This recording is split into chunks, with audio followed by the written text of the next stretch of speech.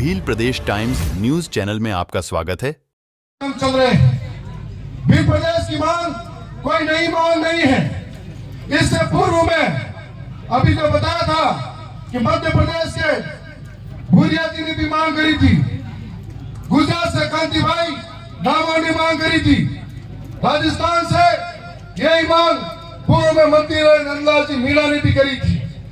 और इसी मांग को जब आगे आते हुए आदिवासी परिवार के आंदोलन के तले आगे बढ़ाया गया। कई लोगों ने इस मांग को करा था। राज्य मेरा भी बनता है, संविधान के अनुच्छेद 3 के अंदर जिस प्रकार से भाषा के आधार पर हो या क्षेत्रफल के आधार पर हो, सांस्कृतिक परंपरा भौगोलिक दृष्टि के आधार पर हो, समय समय पर अलग अलग राज्यों का गठन हुआ। लेकिन एक बात सामने आई, जब राज्य झारखंड का गठन हो रहा था तो लगातार खूनी संघर्ष हुआ था। जब तेलंगाना राज्य की गठन होने की बात आई तो लगातार खूनी संघर्ष हुआ था। लेकिन हम नहीं चाहते कि हमारे पुरखों ने इतिहास के अंदर सबसे बड़ा बलिदान अगर दिया है तो ऐसा मानकर दांव पर दिया है। हम फिर से वो खूनी संघर्ष खेलना नहीं चाहते। हम चाहते हैं ये लड़ाई संवैधानिक तरीके से हो, ये लड़ाई विधानसभा और लोकसभा के अंदर मजबूती से हम रखे। तो सड़क की बात है, सड़क तक मजबूती से लेके जाए। और ये खूनी संघर्ष हम नहीं होने देना चाहते। हम ये भी कहना चाहते हैं, संविधान की 5वीं अनुसूची के पास में वो ताकत है जो राष्ट्रपति महोदय के पास में है। संविधान के अनुच्छेद 5वीं अनुसूची में पैरा 6 के अंदर ये ताकत दे रखी है कि राष्ट्रपति महोदय जहाँ जहाँ 5वीं अनुसूची का क्षेत्र लगता है उनको जोड़कर उनको एक नया राज्य गठन करवा सकती है। और इसके लिए मैं भी आपसे बात कहना चाहूंगा, हम सभी विधायक साथी और मध्य प्रदेश के साथियों, गुजरात के साथियों जो भील प्रदेश का समर्थन करना चाहता है उनको लेकर हम राष्ट्रपति महोदय से भी भील प्रदेश के लिए मिलने जाएंगे। जहाँ जहाँ लगेगा हमको कि भील प्रदेश बनाने के लिए हमें क्या क्या करना पड़ेगा, आपके जो सपने हैं, आपकी जो इच्छा है, उनके लिए लड़ाई लड़ेंगे। हम जानते हैं कि आजादी के बाद में अंग्रेजों ने, राजा रजवाड़ों ने किस प्रकार से हमारे लोगों को जंगलों से बेदखल करने का काम किया, किस प्रकार से उन्होंने हमारे लोगों ने जमीनें निकाली थी तो अनाप टैक्स लगाया जाता था, किस प्रकार से दमनकारी नीतियां अपनाई जाती थी। उनके खिलाफ हमारे पूर्वज लड़े, कट गए लेकिन झुके नहीं, पीछे नहीं हटे। हम उन्हीं पूर्वजों का खून है, कट जाएंगे लेकिन कभी पीछे नहीं हटेंगे। और आज जानते हैं उनके बाद में हमें जानते हैं कि किस प्रकार से आज गुजरात के अंदर ट्राइबल एडवाइजर काउंसिल है, मध्य प्रदेश के अंदर ट्राइबल एडवाइजर काउंसिल है, राजस्थान के अंदर है और यहाँ पर महाराष्ट्र के अंदर है। इस ट्राइबल एडवाइजर काउंसिल का काम है कि जो भी बजट ट्राइबल के लिए आएगा वो कैसे खर्च होगा आदिवासियों के लिए, ये ट्राइबल एडवाइजर काउंसिल तय करती है। और जब ट्राइबल एडवाइजर काउंसिल की बात आती है तो ट्राइबल एडवाइजर काउंसिल का प्रधान अध्यक्ष हमारा ट्राइबल होना चाहिए। वो इसलिए होना चाहिए क्योंकि उनको मालूम है कि आदिवासी कैसा है, आदिवासी की समस्या क्या है, उनकी तकलीफें क्या है, वो समझ सकता है।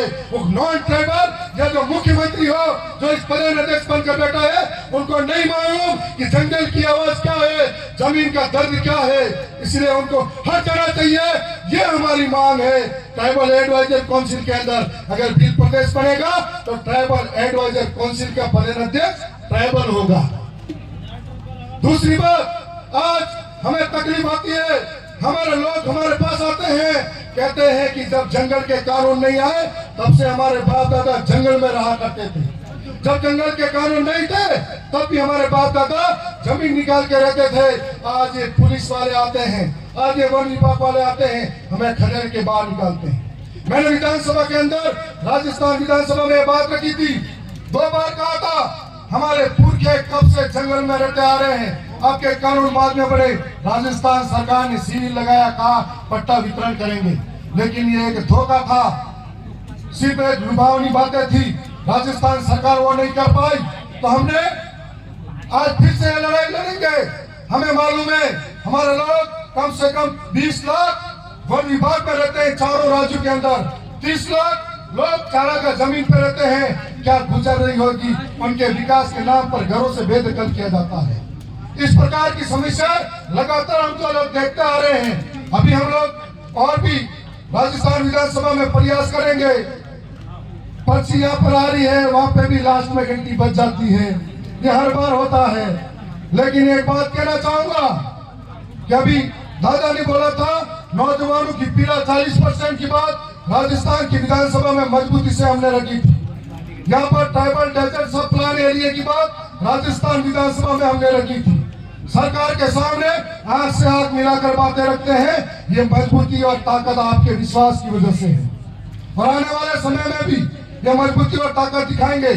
हमारे साथी 70 भाई वसावा जो आज जेल में है, यदि उनकी लड़ाई जल जंगल जमीन की है, यदि उनकी लड़ाई भील प्रदेश की है, तो थावर चंद डामोर और हम सभी भील प्रदेश और जल जंगल जमीन की लड़ाई में समर्थन करेंगे।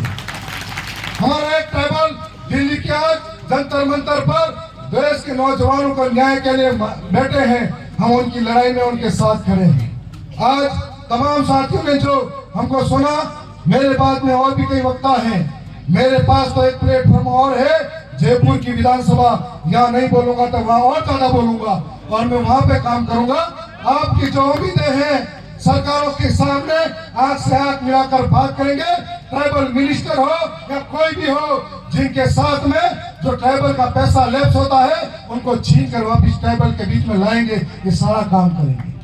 आज आप सबने हमको सुना, मैं पुनः इस कार्यक्रम के अंदर आए हुए सभी गणमान्यों का, मीडिया का, पुलिस प्रशासन का, सबका भी हृदय से आभार करता हूँ। आने वाले समय में एक एक घर से भील प्रदेश की बात उठेगी। गुजरात, मध्य प्रदेश, महाराष्ट्र और राजस्थान की विधानसभाओं के अंदर एक साथ प्रस्ताव बनाने की बात चलेगी। जल्द भील प्रदेश बनाते रहेंगे। बहुत बहुत धन्यवाद। Subscribe now and press the bell icon. Never miss an update.